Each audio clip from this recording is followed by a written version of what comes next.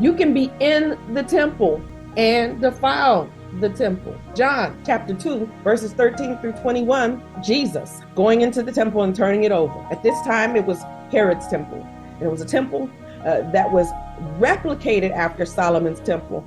But the motivation behind the building of Herod's temple was different. It was built for political reasons.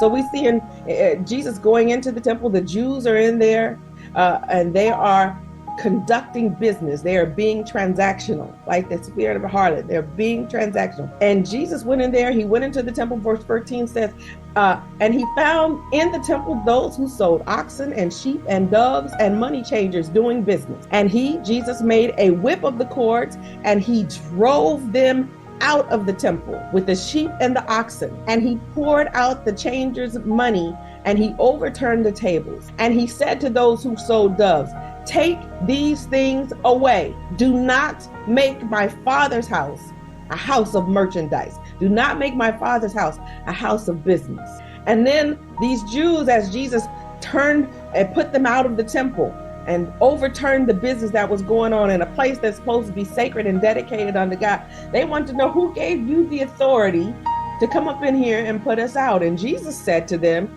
if you destroy this temple, I will raise it up in 3 days. And they thought he was talking about the physical temple, but he was talking about his body, the temple, because he knew eventually he was going to a cross and he was going to die, but he was going to resurrect in 3 days. He said, you destroy this temple, I will raise it up in 3 days, because nothing can prevail against the house that is built on a solid rock of Jesus Christ.